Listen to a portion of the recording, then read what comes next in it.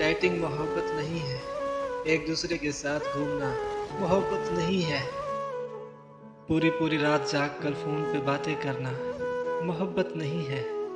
मोहब्बत एक बहुत ही मुख्तलिफ और मुश्किल जज्बा है।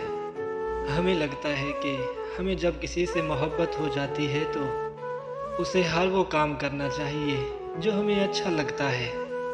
ऐसा नहीं है, जब हमें किसी से मोहब्बत हो जाए तो वो जो भी करे हमें अच्छा ही लगता है।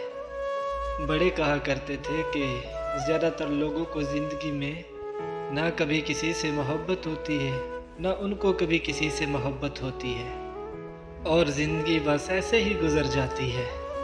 वो कहते हैं ना, कुछ ख़ास दिलों को इश्क़ के इल्हाम होते हैं और मोहब्बत मौजज़ा है और मौजज़े कब आम होते हैं।